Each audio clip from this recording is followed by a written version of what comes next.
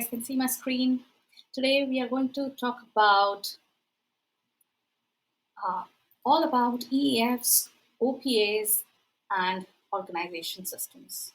I know all new terms for you. Don't worry, not that difficult. We'll go through it together. EEFs, what is enterprise environmental factors? As I mentioned earlier, it's internal and external. It directly or indirectly influences the management of the project. PM have no direct control over EEFs. It comes from outside of the project. Those are all rules, regulations, laws, and policies. Now, what does each one of it include?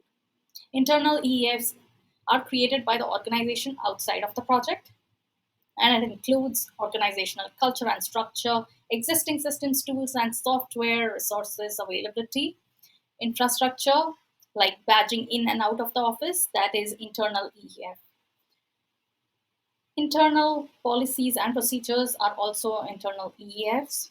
Employee capability and experience is also something which falls under internal environmental factors. Now, what is external enterprise environmental factors?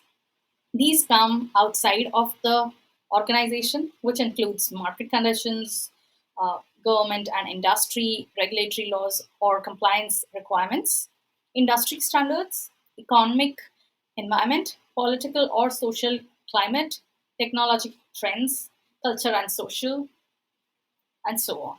So, just to give you a brief, again, to wrap up, it's rules, regulations, which comes outside of the project. It's not internal, although internal EEFs are of the organization, but not internal to the project. I hope you guys are with me. All right.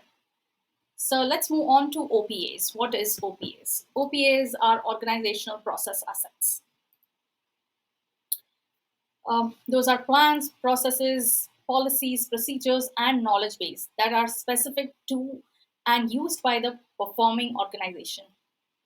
They influence how projects are managed and can be either processes and procedures or corporate knowledge base. For example, processes and procedures, what does that include? It includes templates, guidelines, standard procedures, checklists, SOPs, etc. And what does corporate knowledge base include? It includes the documents you create throughout the project. Uh, those are lessons learned, historical data, project files, risk register, and so on. Now, just a quick uh, distinction between OPAs and EEFs. What does each one include? So you guys are clear on both of them, and you know the difference between both of them. So OPAs are internal guidance. It helps you how to work, and EEFs, enterprise environmental factors, are what is environmental context, like shape where and under what conditions you work.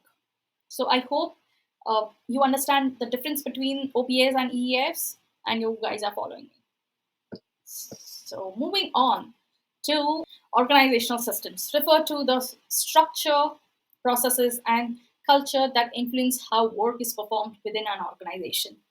They shape how projects are initiated, planned, executed, and closed. So here are a few key components of organization systems.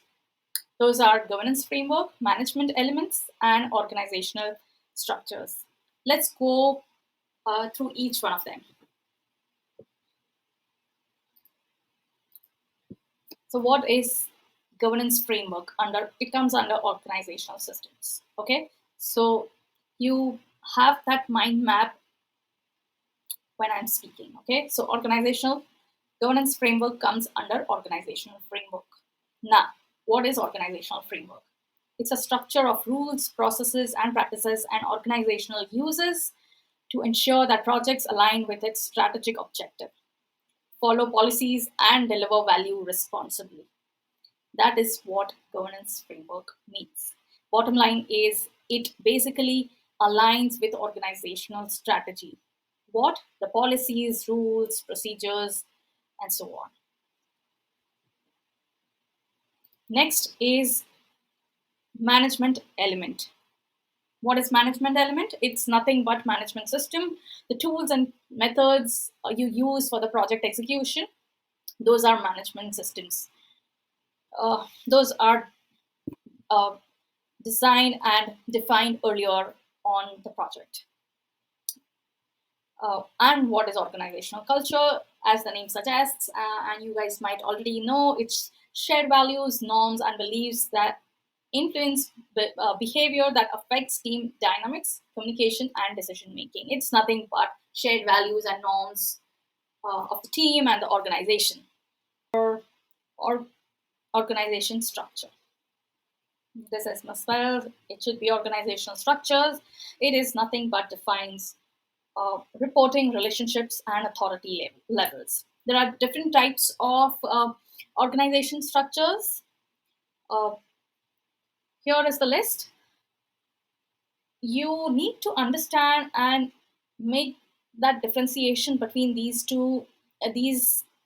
structures of organization. It is very important for you to understand for the PMP exam. So let's go through each one of them individually. First one is functional.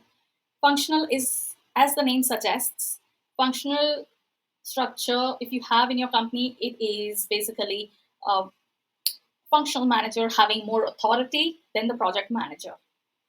As you see here in the table, PM has low authority.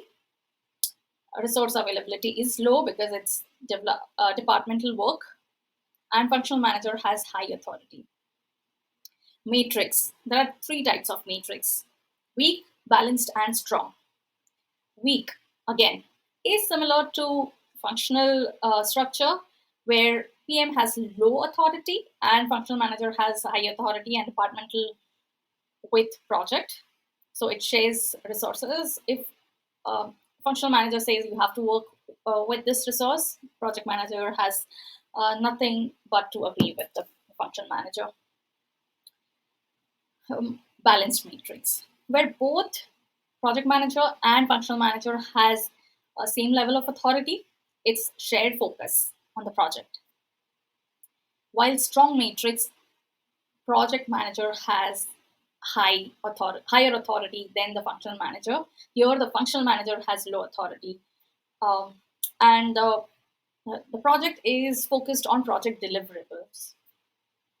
It's similar to projectized structure, where here PM has the highest authority, functional manager has low to no authority. Um, it's focused on the project itself, and the project uh, project manager gets to decide what and who would be working on this project. It's something similar to PMO. We will be discussing PMO in our next session. You guys are doing great job. I'll see you guys in the next one. Bye bye.